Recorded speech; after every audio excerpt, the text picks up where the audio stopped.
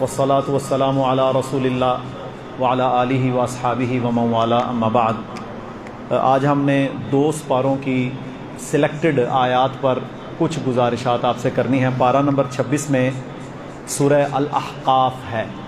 सूरह अहकाफ में अल्लाह रब्बुल आलमीन ने इरशाद फरमाया, अऊज़ु बिल्लाहि मिनश शैतानिर रजीम, फस्बिर कमा सबरा उलुल अज़मी मिनर रुसुल, कि आप उस तरह सब्र करें जिस तरह उलुल अज़म नबी सब्र करते थे। ये कारी साहब को कॉल करके बुलाएं, दर्स होना है, इको पे दर्स दिया जाता है। फस्बिर कमा सबरा उलुल अज़मी मिनर रुसुल, आप उस तरह सब्र का दामन थामे रखें जिस तरह उलुल अज़म यानी बड़े नबियों ने सब्र किया था। ठीक है, तो यहाँ पर नबियों का एक खासा बयान हुआ है कि उन्होंने सब्र के साथ लोगों की तानो तशनी, जुमले, कड़वी कुसेली बातें वो बर्दाश्त की, लेकिन इस्लाम की दावत और अपने मिशन से वो पीछे नहीं हटे। ठीक है जी, तो ये सब्र का मामला भी हमने करना है। इसी तरह सूरह मुहम्मद है। सूरह मुहम्मद का दूसरा नाम है सूरह क़िताल। इसमें अल्लाह रब्बुल आलमीन ने इरशाद फरमाया है, या अय्युहल्लज़ीना आमनू, ऐ वो लोगो जो ईमान लाए हो, इन तंसुरुल्लाह यंसुरकुम, अगर तुम अल्लाह के दीन की मदद करोगे तो अल्लाह तुम्हारी मदद करेगा। यानी ये वैसे नहीं होता कि मसलन हम अपनी ख्वाहिशात पर चलें और अल्लाह की मदद आ जाए। आज इसकी सबसे बड़ी मिसाल गज़ा है, फ़लस्तीन है, कि वहाँ पर जुल्म और जबर के पहाड़ तोड़े जा रहे हैं, 57 मुसलमानों के मुल्क हैं, सब कुछ होने के बावजूद अल्लाह की मदद आ रही है? नहीं आ रही। क्यों नहीं आ रही? क्योंकि हम लोग अल्लाह के दीन पर खड़े होने को तैयार नहीं। हमसे मुराद मुसलमानों के हुक्मरान, मुसलमानों के मुल्क हैं। कोई बंदा खड़ा होने को तैयार नहीं है। इस वजह से जिल्लतें हैं, रुसवाइयाँ हैं। तो फरमाया, या अय्युहल्लज़ीना आमनू, ए ईमान वालो, अतीउल्लाह व अतीउर रसूल, अल्लाह की इताअत करो, अल्लाह के रसूल की इताअत करो, वला तुबतिलू अमालकुम, और अपने अमाल को बातिल ना करो। अच्छा, ये भी साबित हुआ कि जो बंदा कोई ऐसा अमल करता है जो अल्लाह और उसके रसूल सल्लल्लाहु अलैहि वसल्लम की इताअत से बाहर होता है, तो वो अमल बातिल है, अल्लाह के यहाँ उसकी कोई वैल्यू नहीं है। इसमें से कई बच्चे, हमारे बेटे, वो पहले भी एतकाफ़ बैठे हैं, उन्हें पता है कि किस अंदाज से हम सिखाते हैं। मकसद ये है कि हम इताअत में इतने पुख्ता हो जाएं कि सारी दुनिया हमारे सामने आ जाए, हम कभी भी अल्लाह उसके रसूल से गद्दारी ना करें। असल तो मकसद यही है ना कि हम अल्लाह उसके रसूल के साथ वफ़ादार रहें, हर हालत में, मुश्किल में, आसानी में, गरीबी में, अमीरी में। यही ईमान का तकाज़ा है। इसी तरह मेरे भाइयों, सूरह अल-फतह है। सूरह अल-फतह ये जब सुलह हुदैबिया हुई है ना, उस मौके पर ये नाज़िल हुई थी, जब सारे मुसलमान ज़ाहिरन परेशान थे, मुश्किल में थे, सोच रहे थे कि पता नहीं क्या बनेगा, ये मुआहदा बड़ा कमज़ोर सा किया है। तो अल्लाह ने फरमाया, इन्ना फ़तहना लका फ़तहम मुबीना, ए प्यारे नबी सल्लल्लाहु अलैहि वसल्लम, ये मुआहदा आपकी फ़तह का मुआहदा है, ये इस्लाम के गलबे का मुआहदा है, ये मक्के की फ़तह का मुआहदा है। तो अल्हम्दुलिल्लाह इसमें एक और बात बड़ी शानदार अल्लाह ने बयान फरमाई। फरमाया, लक़द रज़ियल्लाहु अनिल मुमिनीना, अल्लाह उन ईमान वालों से राज़ी हो गया, इज़ युबायिऊनका, जिन्होंने अल्लाह के पैगंबर के हाथ पर बैअत की, तहत शजरा, उस दरख्त के नीचे। 1400 सहाबा थे जिन्होंने अल्लाह के नबी के हाथ पर बैअत की थी। किस बात की? बायअनाहु अलल मौत, मौत पर बैअत की थी कि अल्लाह के नबी हम लड़ेंगे, डटेंगे, या फतह हासिल होगी या फिर हम शहादत ले लेंगे। है ना मेरे भाइयों ईमान? कोई चीज़ उनके आड़े नहीं आई। और अल्लाह ने फिर उनका क्या बयान फरमाया सूरह फतह में? फरमाया, मैं तो उनसे राज़ी हूँ, मैं उनसे राज़ी हूँ जिन्होंने पैगंबर आपके हाथों पर बैअत की। और आगे फरमाया, फ़अलिमा मा फ़ी क़ुलूबिहिम, मैं जानता हूँ कि तुम्हारे दिलों में क्या है। अच्छा मेरे भाइयों, जिन सहाबा किराम रिज़वानुल्लाह अलैहिम अजमाइन और अहले बैत رضوان اللہ علیہم اجمعین کہ دلوں کو جھانک کر میرے رب نے دیکھا اور سورہ فتح میں بیان کر دیا کہ میں نے تو ان کے دلوں کو پرکھ لیا تھا. میرے بھائیوں ان کے بارے میں کوئی بات کرے یہ اچھا لگتا ہے؟ نہیں نہ لگتا. گارنٹی ان کی اللہ دے رہا ہے کہ اللہ کہتا ہے فَعَلِمَ مَا فِي قُلُوبِهِمْ, میں جانتا ہوں کہ ان کے دلوں میں کیا ہے. تو یہ صحابہ کا بھی یہاں پر مقام ہے. اسی طرح میرے بھائیوں سورہ حجرات ہے, یہ ایک ایک سورت اس کی تفسیر بیان کریں تو ہفتہ لگ جائے. یہ صرف ٹچ ہیں, آپ لوگوں کو ہم تھوڑا سا موٹیویٹ کرنا چاہتے ہیں کہ آپ قرآن کھولیں, پڑھیں, کچھ تھوڑا سا سیکھ لیں. یہ وقت آپ کو اللہ نے دیا ہے. تو میرے بھائیوں سورہ حجرات ہے, سورہ حجرات کے اندر سب سے اہم جو آیت میں سمجھتا ہوں نا وہ پتہ کون سی ہے؟ وَلَا يَغْتَبْ بَعْضُكُمْ بَعْضًا, تم میں سے کوئی ایک دوسرے کی غیبت نہ کرے. آج کے دور کا سب سے بڑے مسائل میں سے ایک مسئلہ, فلانا اینجے فلانا اینجے, یہ چلتا ٹھیک نہیں ہے, یہ کھاتا ٹھیک نہیں ہے, اس کا رنگ دیکھو, اس کا پیٹ دیکھو, اس کے اٹھنا دیکھو, اس کا بیٹھنا دیکھو, فلاں فلاں فلاں باتیں بنائی ہوئی ہیں. اچھا, جو بندہ کسی کی فزیک پر, کسی کی آواز پر, کسی کی ڈیل ڈول پر تان کرتا ہے وہ بنیادی طور پر اللہ پر نعوذ باللہ اعتراض کرتا ہے. دیکھو پیدا کرنے والا تو اللہ ہے نا ہمیں. اللہ رب العالمین نے ہمیں تخلیق کیا, جیسا چاہا ویسا تخلیق کیا. کوئی چھوٹی آنکھوں والا, کوئی موٹی آنکھوں والا, کوئی کالا, کوئی گورا, کوئی لمبے ناک والا, کوئی چوڑے ناک والا, کوئی میرے بھائیوں بالکل سفید, کوئی سیاہ کالا, کوئی چائنیز, کوئی پیلے. یہ کون خالق ہے ان کا؟ اللہ. یہ سارے نوح علیہ السلام کے 3 بیٹوں کی اولاد میں سے ہم سارے. اچھا, ہم سب کا باپ ایک ہے, ان کا نام کیا ہے جی؟ یاد ہے کسی کو؟ آدم علیہ السلام. اس پر تو ساری امت کا اتفاق ہے نا. ساری دنیا کا اتفاق ہے کہ ساری کائنات کے انسانوں کے باپ کا نام ہے آدم علیہ السلام. اچھا, جب آدم علیہ السلام ہم سب کے باپ ہیں تو ہم کون ہوتے ہیں اللہ کی تخلیق پر اعتراض کرنے والے؟ ویکھو یا نو, دیکھ اس کو کالے کو, دیکھ اس گورے کو, دیکھ اس امیر کو, دیکھ اس غریب کو, میں وہ دیکھ فلاں برادری کے کو. نہیں میرے بھائیوں, یہ برادریاں جو ہے نا یہ صرف تعارف ہے. اصل پتہ کیا ہے؟ اللہ نے اسی صورت میں فرمایا وَلَا يَغْتَبْ بَعْضُكُمْ بَعْضًا, تم میں سے کوئی ایک دوسرے کی غیبت نہ کرے. أَيُحِبُّ أَحَدُكُمْ, کیا تم یہ چاہتے ہو أَن يَأْكُلَ لَحْمَ أَخِيهِ مَيْتًا فَكَرِهْتُمُوهُ, کہ تم اپنے مردہ بھائی کا گوشت کھاؤ. ہمیں کسی کی پیٹھ پیچھے اگر اچھائی نہیں نہ کر سکتے تو چپ رہنا چاہیے. یہی سب سے بہترین ہے. ورنہ پتہ کیا ہوگا؟ بندہ زمین و آسمان تک نیکیاں لے کے جائے گا, غیبتوں کی وجہ سے اس کے سارے اعمال ضائع کر دیے جائیں گے. تو کیا خیال ہے, اتنی محنت کر کے اعتکاف بیٹھے, نمازیں پڑھی, صدقے کیے, تراویح پڑھی, روزے رکھے, گرمی برداشت کی, اور غیبتوں کی وجہ سے بیڑا غرق ہو جائے, نقصان کا سودا ہے نا. یہ کام ہم نے انشاءاللہ نہیں کرنا. اور سب سے عقل مند بندہ کون ہے؟ غیبت ہو رہی ہے منع کرے. دوسرا عقل مند بندہ کون ہے؟ اگر وہ منع نہیں ہوتے وہ مجلس چھوڑ کر چلا جائے. کریں گے جی انشاءاللہ. عورتیں بھی, ہماری ماؤں بہنوں کے اندر اتنی غیبتیں کہ کوئی مجلس ان کی مکمل ہی نہیں ہوتی جب تک کسی کا خوب توانا لگا لیں. نہ, ایسے نہیں کرنا, یہ عمل مسلمانوں کا نہیں ہے. ہم انشاءاللہ صبر کریں گے, کسی کی اچھائی بیان کریں گے, کسی کی پیٹھ پیچھے. اب دیکھیں نا, کوئی بندہ موجود نہیں ہے, آپ کا بھائی, آپ کی بہن, آپ کی رشتہ دار, آپ کا رشتہ دار دوست, کوئی اس کے بارے میں بات کر رہا ہے, آپ اگر اس کی حفاظت کے لیے اس کا ساتھ دیں گے اور اس کے بارے میں پازیٹیو بات کریں گے تو اللہ کل انشاءاللہ آپ کے لیے آسانیاں کرے گا. ٹھیک ہے جی, انشاءاللہ غیبتیں نہیں کرنی. اور اسی طرح اسی صورت میں یا ایھا الناس, اے لوگو, انا خلقناکم من ذکر و انثی. قاری صاحب محترم آ گئے ہیں جی ماشاءاللہ. یا ایھا الناس انا خلقناکم من ذکر و انثی, اے لوگو ہم نے تمہیں ایک مرد اور ایک عورت سے پیدا کیا. وجعلناکم شعوبا وقبائل لتعارفوا, اور تمہارے کنبے قبیلے اس لیے بنائے کہ تمہیں تعارف حاصل ہو جائے. یہ کون کہہ رہا ہے جی؟ عرش والا رب. کتاب کون سی ہے؟ قرآن مجید. ساری چدراہٹیں, سارا اموال, سب کچھ یہاں دھرے کا دھرا رہ جاتا ہے جب اللہ کی بات آ جاتی ہے. اچھا, آخر میں اللہ نے پتہ کیا فرمایا؟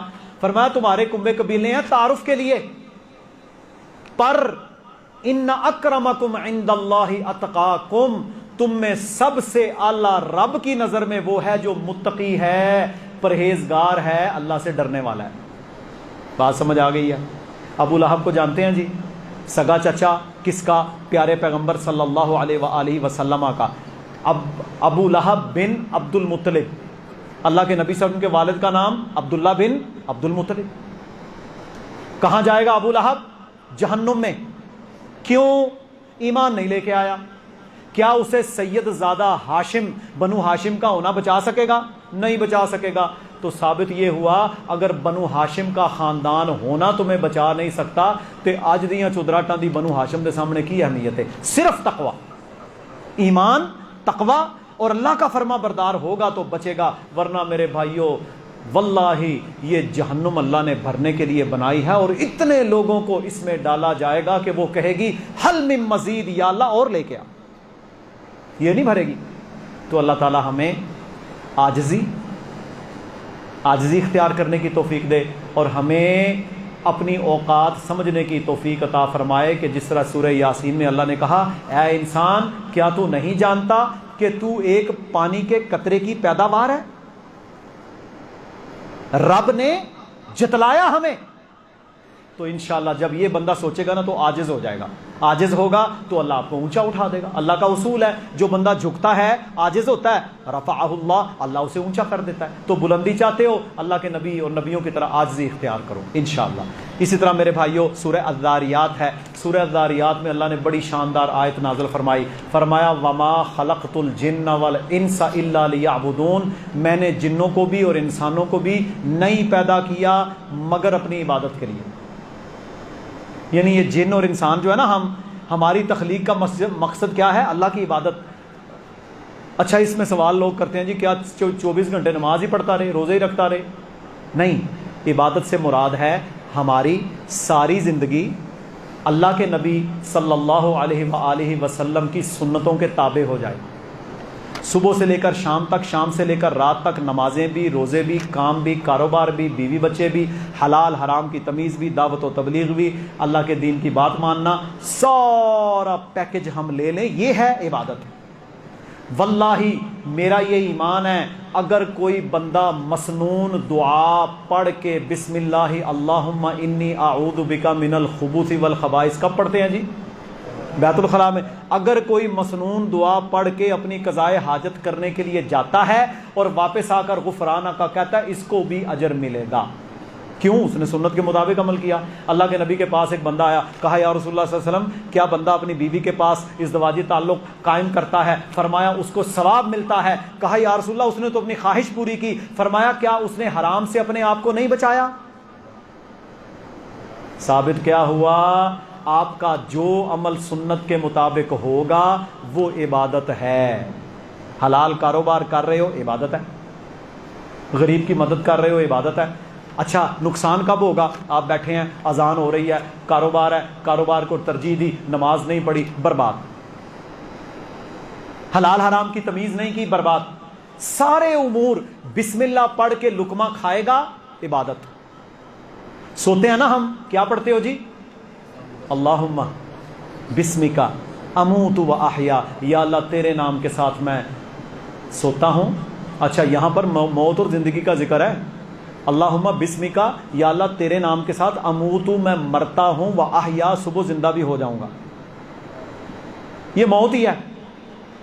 اچھا آپ جب یہ دعا پڑھ کے سوئیں گے انشاءاللہ آپ کا سونا بھی عبادت ہے۔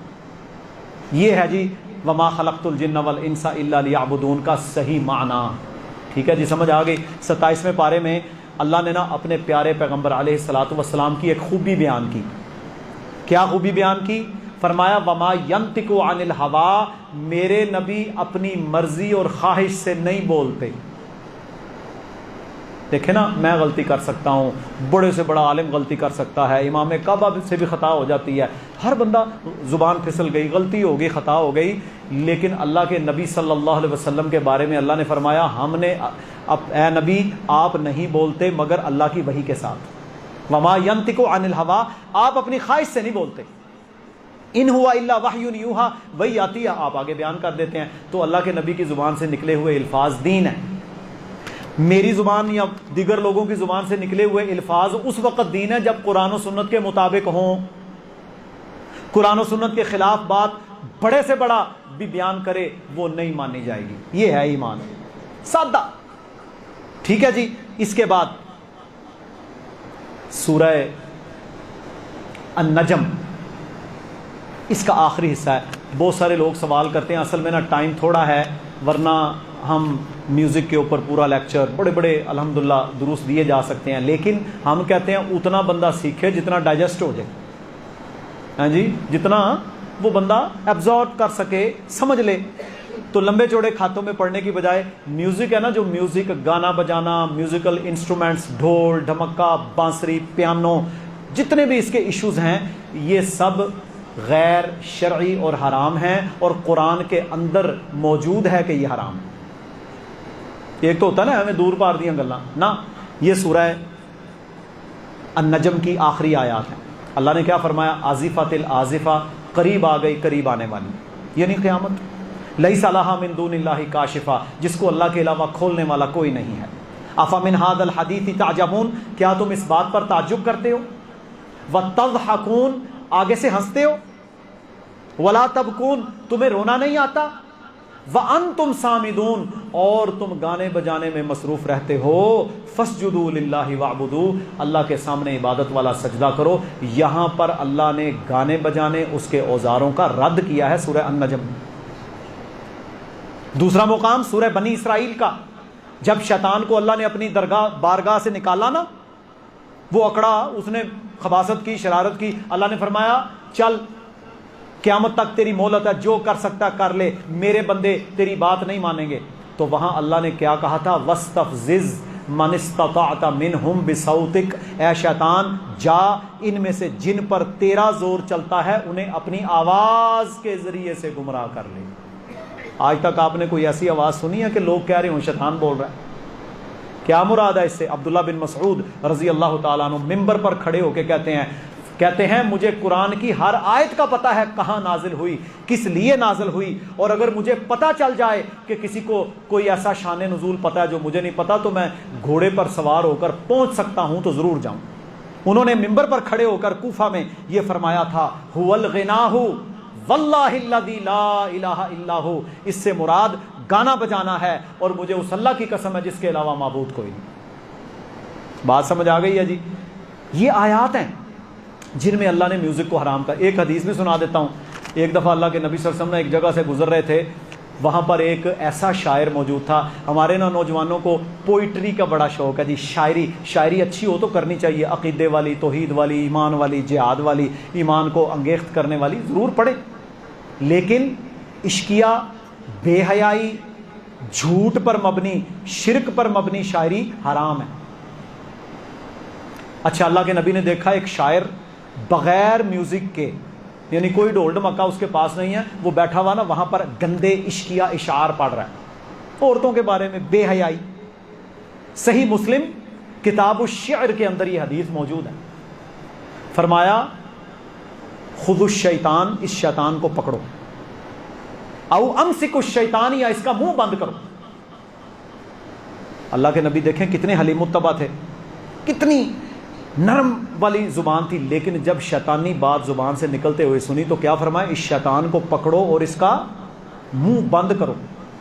اور ساتھ پتہ کیا فرمایا؟ فرمایا کسی بندے کے لیے یہ بہتر ہے کہ وہ اپنا پیٹ کاٹ کے اس کے اندر گندا پیپ بھر لے، بجائے اس کے کہ وہ اس کے اندر عشقیہ گندی شاعری جمع کرے. تو میرے نوجوانوں، بھائیوں، بہنوں، ہم انشاءاللہ اللہ کا حکم سمجھ کر اگر دنیا میں میوزک اور بے حیائی سے باز آ جائیں گے، اللہ رب العالمین آپ کو حوروں کی ترنم انشاءاللہ جنت میں سنوائے گا. یہ وعدہ ہے میرے رب کا. کریں گے جی انشاءاللہ کوشش؟ کچھ بھی نہیں ہوتا انشاءاللہ. اچھا جی، اسی طرح ایک اور بات میں آپ کے سامنے بیان کرنے لگا ہوں. میرے بھائیوں اور بہنوں، ہمارے ہاں نا ایک بہت بڑا فتنہ ہے.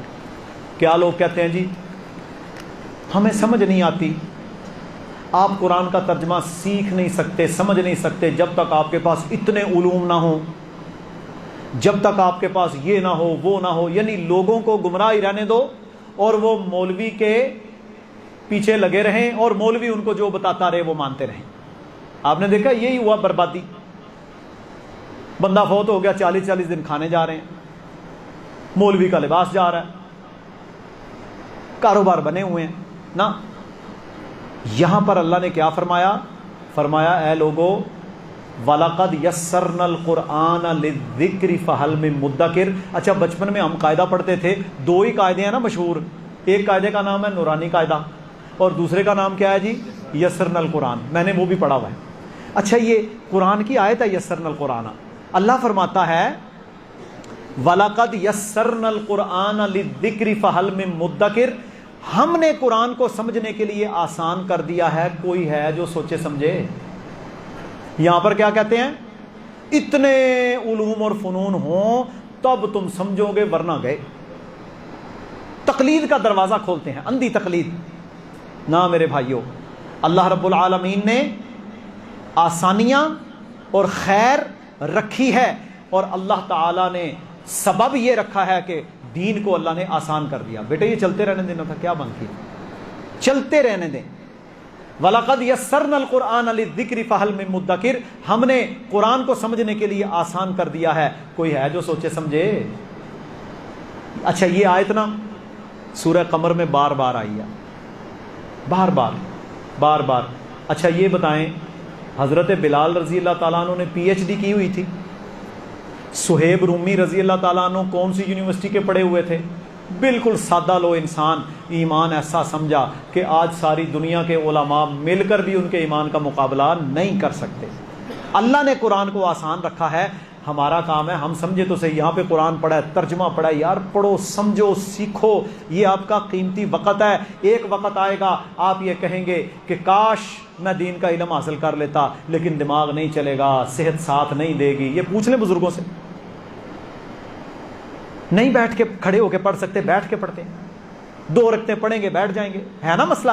روزے نہیں رکھ سکتے، تو آج وقت ہے، صحت ہے، فائدہ اٹھائیں۔ اللہ رب العزت ہم سب کو سمجھنے کی اور عمل کرنے کی توفیق عطا فرمائے۔ یہ 2 سپاروں کی تشریح تھی میرے بھائیوں، بڑی لمبی ہو سکتی ہے، اور بھی آیات میں نے لکھی تھی، پر ہم یہاں بس کرتے ہیں۔ اس کے ساتھ ہی ہم انشاءاللہ اپنا مختصر درس، اچھا یہ میں نے وہ چیز آپ کو آج سکھانی ہے اس لیکچر کے اندر کہ عقیدہ توحید جس کا ہم سب اقرار کرتے ہیں، اس کی قسمیں کتنی ہیں اور اس میں ہم کہاں کہاں غلطی کا شکار ہیں، سیکھیں گے جی انشاءاللہ۔ اور پھر میں اگر 26 کو شام کو میں آؤں گا تو پھر آپ سے پوچھ بھی لوں گا کہ ہو سکتا ہے آپ کو سمجھ آ جائے۔ آخر دعوانا الحمدللہ رب العالمین۔ بیٹے یہ بند کریں اور نیا لگائیں۔